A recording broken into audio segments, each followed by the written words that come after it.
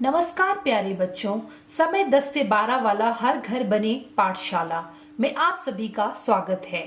पिछले सेशन में हमने श्वसन तंत्र के बारे में पढ़ा था। आज हम परिसंचरण तंत्र पढ़ेंगे। इसके अंतर्गत हम हृदय, रक्तवाहिकाएं, लसिका इत्यादि पढ़ेंगे। हृदय की संरचना। हृदय हमारे शरीर का एक बड़ा महत्वपूर्ण अंग है। यह वक्ष यानी चेस्ट की बाईं ओर तथा दोनों फेफड़ों के मध्य में स्थित होता है, यानी लंग्स के बीच में होता है। मनुष्य का हृदय 4 कोष्ठकीय होता है, यानी मनुष्य का हृदय 4 भागों में विभाजित होता है। बायां आलिंद यानी लेफ्ट ऑरिकल, बायां निलय यानी लेफ्ट वेंट्रिकल, दायां आलिंद यानी राइट ऑरिकल और दायां निलय यानी राइट वेंट्रिकल। हृदय कैसे कार्य करता है? तो बच्चों, जब आप ये चित्र अपनी कॉपी में बनाएंगे तो आप ये बात नोट करें कि दाहिनी साइड को आपने बाईं साइड लिखना है और बाईं साइड को आपने दाहिनी साइड लिखना है। जिस प्रकार दायां निलय जो है वह लेफ्ट हैंड साइड है, वह उसी प्रकार दायां आलिंद भी लेफ्ट हैंड साइड है, बायां आलिंद राइट हैंड साइड है और बायां निलय राइट हैंड साइड है। पहले जब आप चित्र बनाएंगे तो ये 4 चीजें आपने लिखनी है। इसके अतिरिक्त फुफ्फुस शिराएं, ये है फुफ्फुस शिराएं, फुफ्फुस धमनियां, महाधमनी और महाशिरा, ये 4 चीजें आपने लेबल करनी है। इस तो आपकी टोटल 8 चीजें हो गई और 9वीं है विभाजिका। एक और पॉइंट आप नोट करेंगे, बाईनी साइड लाल भाग से बनी है क्योंकि यहां ऑक्सीकृत खून आता है। आप देखिए ये रेड कलर से लेबल्ड है क्योंकि ये रेड ब्लड लेके आ रहा है जो कि ऑक्सीकृत है, यानी उसमें ऑक्सीजन रिच है, तो उसे लाल रंग से दर्शाते हैं। और दाहिनी साइड जो है वह ब्लू कलर से दर्शाई है, यानी नीले रंग से, क्योंकि यह अनऑक्सीकृत ब्लड लेके आती है जो कि ऑक्सीजन विहीन होती है। तो हम आगे बढ़ते हैं। रक्त परिसंचरण तंत्र वह मानव हृदय की संरचना एवं कार्य। बाएं आलिंद व बाएं निलय के बीच द्विपर्दी यानी बाइकस्पिड वॉल्व होते हैं। दाएं आलिंद व दाएं निलय के बीच त्रिपर्दी यानी ट्राइकस्पिड वॉल्व होते हैं। वॉल्व क्या होते हैं? वॉल्व का कार्य होता है कि रक्त को आगे की तरफ लेके जाते हैं लेकिन पीछे नहीं आने देते।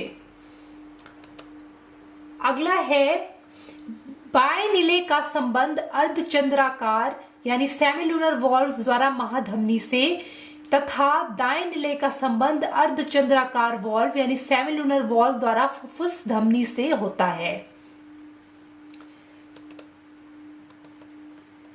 आप वापस देख सकेंगे, ये है बायां आलिंद और बायां निलय। यहां पे होता है हमारा बाइकस्पिड यानी द्विपर्दी वॉल्व, और दाएं आलिंद और दाएं निलय के बीच में यहां पे होता है ट्राइकस्पिड यानी त्रिपर्दी वॉल्व।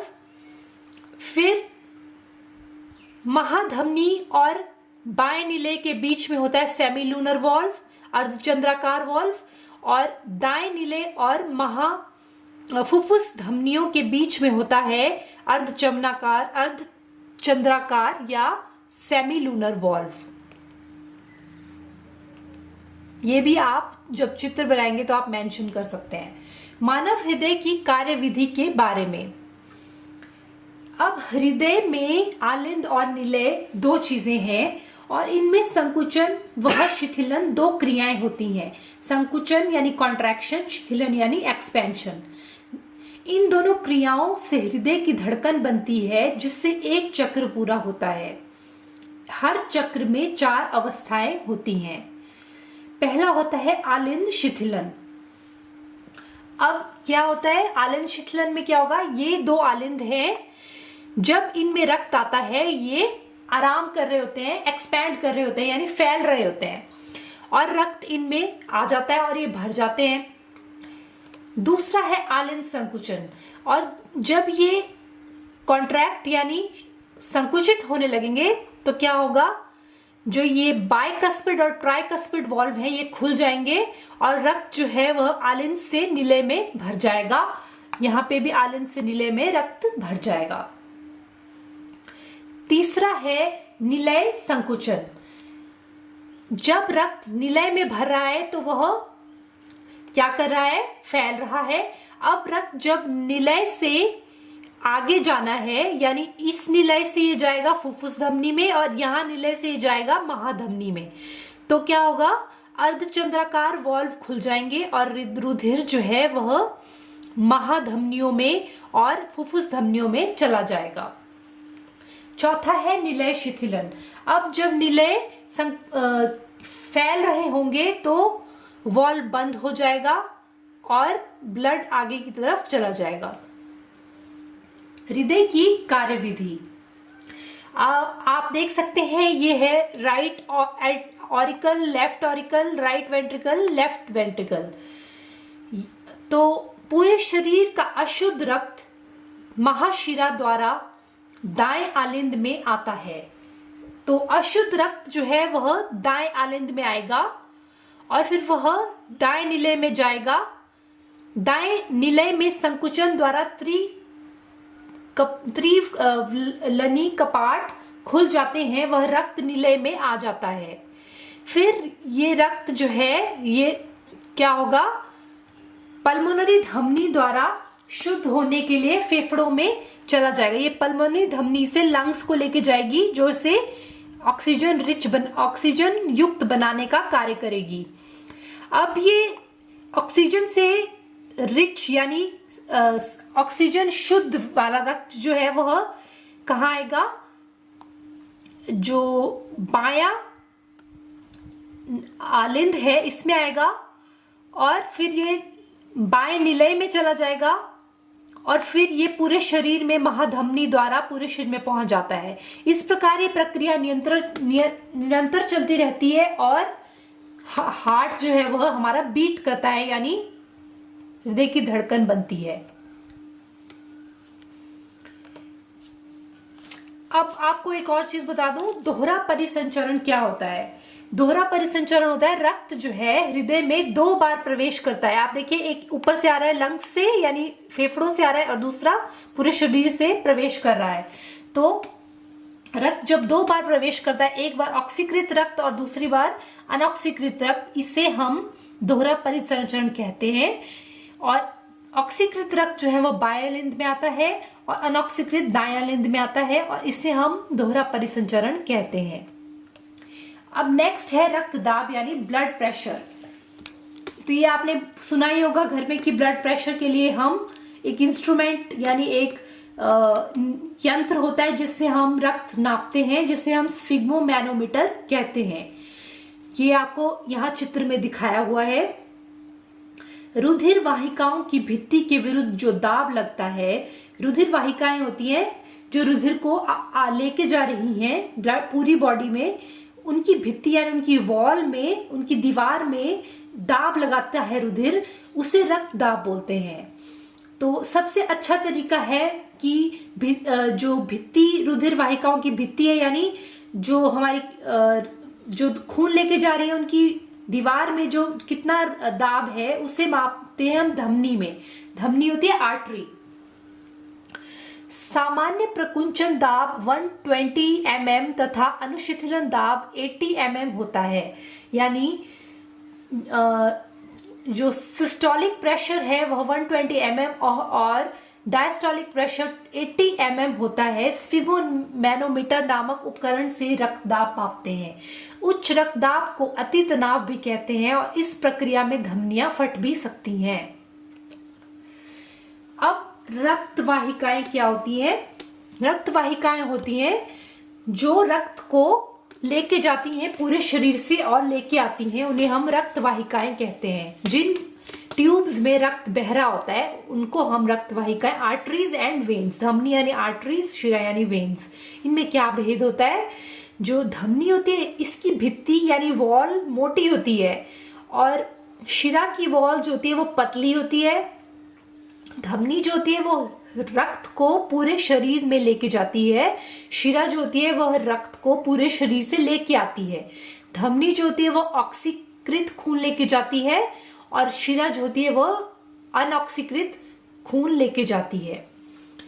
तो तो सारी धमनियां ऑक्सीकृत खून लेके जाती है सिवाय फुफ्फुस धमनी के, और उसी प्रकार सारी शिराएं भी ऑक्सीकृत खून लेके आती हैं सिवाय फुफ्फुस शिरा के। अब नेक्स्ट है प्लेटलेट्स। प्लेटलेट्स क्या होते हैं?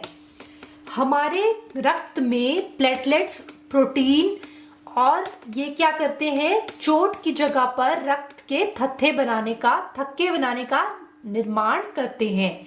मतलब ये ब्लड क्लॉटिंग करते हैं। जब हमारा खून बह रहा होता है तो उसे रोकने की प्रक्रिया में ये हेल्पफुल है। लसिका क्या होती है? लसिका एक अन्य प्रकार का द्रव है जो कि वहन में सहायता करता है। केशिकाओं यानी जो हमारी खून जिन ट्यूब्स में बह रहा है उनकी भित्ति में छिद्र होते हैं जहां से प्लाज्मा कुछ प्रोटीन और कुछ रुधिर कोशिकाएं बाहर निकलकर अंतरकोशिकीय अवकाश में आ जाती हैं। यानी जो सेल्स हैं उनके यानी कोशिकाओं के बीच में जो स्पेसेस हैं यानी जगह जो बचती है उसमें क्या होता है, खून के कुछ भाग जैसे प्लाज्मा प्रोटीन और रुधिर कोशिकाएं बाहर आ जाती हैं। ये रंगहीन होती हैं और इसमें प्रोटीन कम मात्रा में होता है, इसका कोई कलर नहीं होता। और बहुत सारी लसिकाएं यानी जगह जगह से बहुत सारी कोशिकाओं से अंतरस्रावण होने के बाद लसिकाएं मिलकर एक बड़ी लसिका वाहिका बना देती है जो एक बड़ी शिरा में खुल जाती है। अंत में ये रुधिर में मिल जाती है और अंत में ये वापस रुधिर में मिल जाती है। तो प्यारे बच्चों, हमारा नेक्स्ट टॉपिक है पादप में परिवहन, यानी पादप में किस प्रकार जो है वह जल और खनिज तथा भोजन किस प्रकार ऊपर से नीचे और नीचे से ऊपर जाता है। तो आपको पता है कि भोजन जो है वह पत्तों द्वारा बनाया जाता है, तो वह जड़ों तक कैसे पहुंचता है, वह फ्लोएम तक उसके लिए होता है, फ्लोएम टिश्यू तक होता है जो कि क्या करता है, भोजन का संवहन करता है। और जड़ें जल अवशोषित करती हैं, परंतु वह पत्तों तक कैसे जाती है उसके लिए जाइलम ऊतक होता है। उच्च संगठित पादप यानी बहुत हाइट वाले टॉल ट्रीज जो होते हैं, लंबे पौधे, उनमें जल और खनिज का संवहन जाइलम करता है और भोजन का संवहन फ्लोएम ऊतक करता है। जाइलम ऊतक में जड़ें, तने तथा पत्तियों की वाहिकाएं और वाहनिकाएं जुड़कर वाहिकाओं का सतत जाल बनाती हैं। आप देख सकते हैं ये जाइलम में जो वाटर और मिनरल्स हैं, जल और खनिज हैं, ये एक जाल द्वारा वाहिकाओं और वाहनिकाओं के जाल द्वारा पत्तों तक पहुंच रहे हैं। यह जड़ और मृदा के बीच आयन सांद्रता, ये है जड़ें यहाँ पे है और मृदा यहाँ पे, इनके बीच आयन सांद्रता होती है। मतलब डिफरेंस होता है कॉन्सेंट्रेशन का, मतलब हायर कॉन्सेंट्रेशन उच्च सांद्रता से निम्न सांद्रता की तरफ आयन यानी खनिज चलते हैं। इस अंतर को समाप्त करने के लिए मृदा में से जल और खनिज जड़ में प्रवेश कर जाते हैं। इस प्रकार जल अनवरत गति से जड़ के जाइलम में आता है और फिर जल के स्तंभ का निर्माण करते हुए ऊपर की ओर धकेला जाता है। फ्लोएम भोजन का संवहन करता है। ये जो भोजन बन रहा है ये फ्लोएम द्वारा नीचे आ रहा है।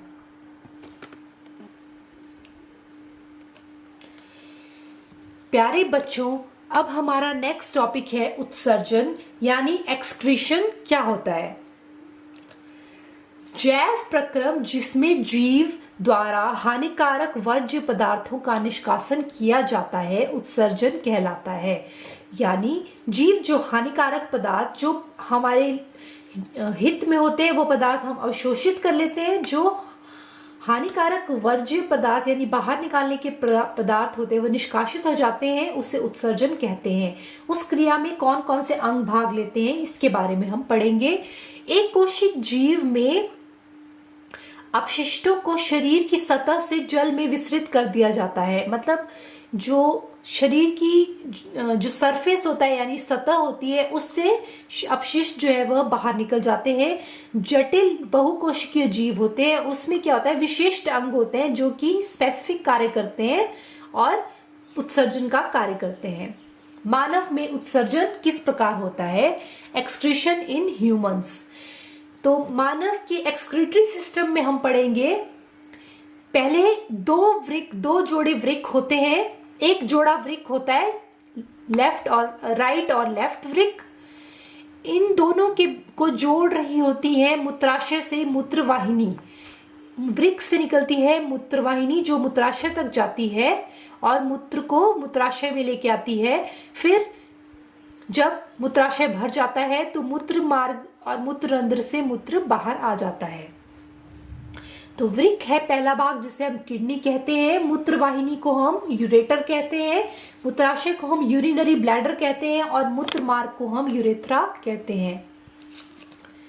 वृक्क की अंदरूनी संरचना अगर आप देखेंगे तो ये कुछ इस प्रकार लगता है जैसे एक बीन होती है, बीन, फ्रास बीन, उसका दाना होता है, उसके समान ही दिखाई देती है। वृक्क के दो भाग होते हैं, कॉर्टेक्स वह मेडुला। ये कॉर्टेक्स है, ये मेडुला है। कॉर्टेक्स बाहरी भाग होता है, मेडुला भीतरी भाग होता है। प्रत्येक वृक्क लगभग 1 करोड़ वृक्क नलिकाओं से बना होता है जिसे नेफ्रॉन या वृक्काणु कहते हैं। जब इन्हें फर्दर देखा जाता है, आगे देखा जाता है, तो ये प्रत्येक वृक्क जो है एक किडनी में 1 करोड़ वृक्काणु या नेफ्रॉन होते हैं। जैसे हमारी एक अंग में 1 करोड़ कोशिकाएं होती हैं, उसी प्रकार एक वृक्क में 1 करोड़ वृक्काणु होते हैं।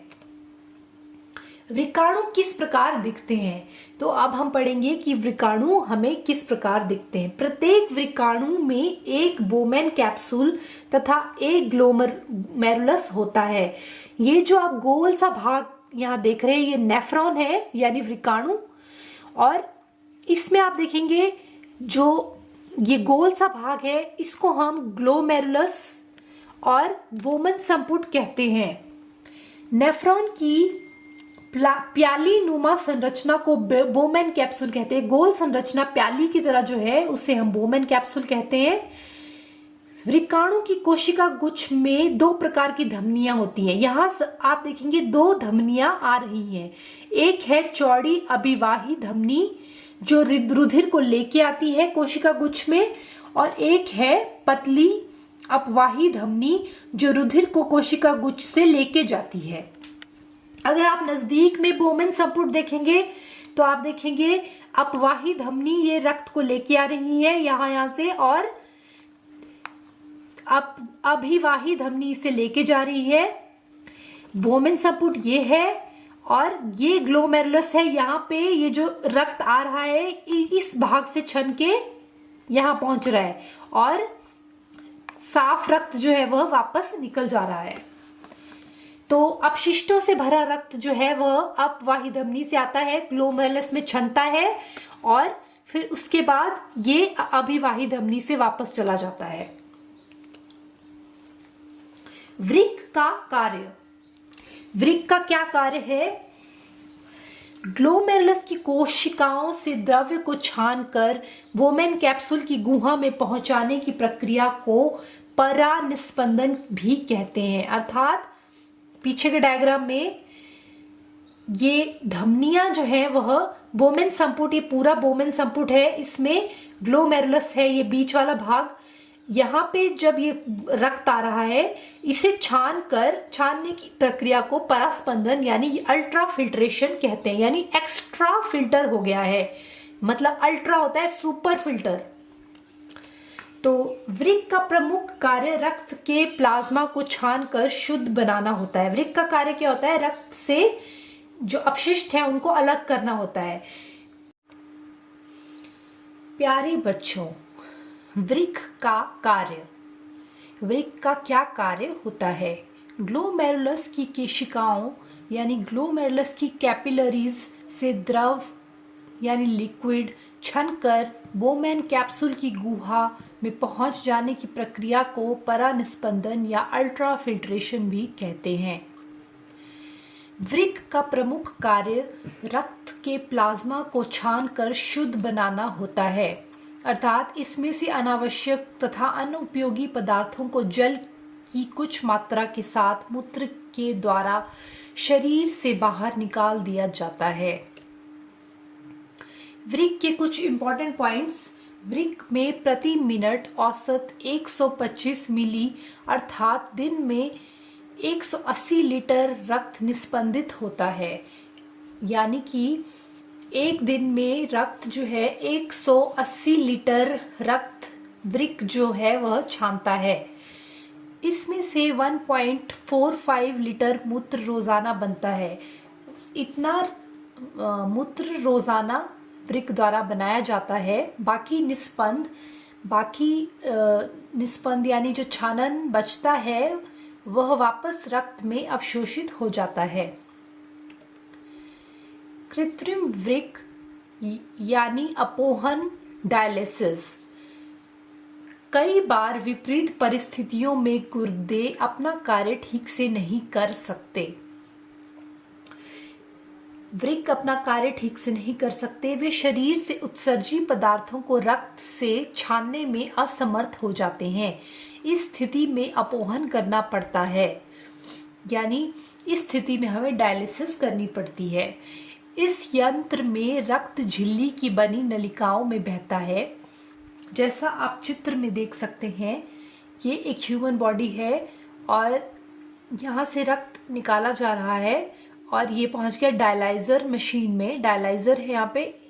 इस यंत्र में अपोहन द्रव यानी डायलेशन फ्लूइड बह रहा है और वापस ये फिर आप उत्सर्जी पदार्थों को छान रहा है, अलग कर रहा है और बाद में साफ रक्त जो है वह रोगी के शरीर में वापस चला जा रहा है। इस प्रकार डायलिसिस होती। प्यारे बच्चों, हमारा अगला टॉपिक है पादप में उत्सर्जन यानी एक्सक्रीशन इन प्लांट्स। आपने प्राय देखा होगा लेटेक्स निकलता हुआ पौधों से, पेड़ों से, और ये वाइट द्रव के रूप में होता है, सफेद द्रव के रूप में होता है। गोंद पेड़ों की छाल से निकल रहा होता है। यह भी एक उत्सर्जी पदार्थ है। प्रकाश संश्लेषण में पौधे सूर्य के प्रकाश में कार्बन डाइऑक्साइड का प्रयोग करके अपना भोजन स्वयं बनाते हैं और साथ में ऑक्सीजन वातावरण में छोड़ते हैं। इस प्रक्रिया में ऑक्सीजन एक उत्सर्जी पदार्थ है। वाष्प उत्सर्जन यानी ट्रांसपिरेशन।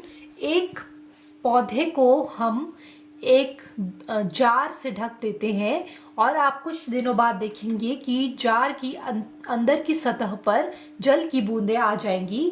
यह इसलिए होगा क्योंकि पौधा जो है वह ट्रांसपिरेशन यानी वाष्प उत्सर्जन द्वारा उसके पत्तियों से वाष्प निकलेंगे जो कि जल की बूंदों के रूप में बेल जार की अंदरूनी सतह पर दिखाई देंगे। धन्यवाद।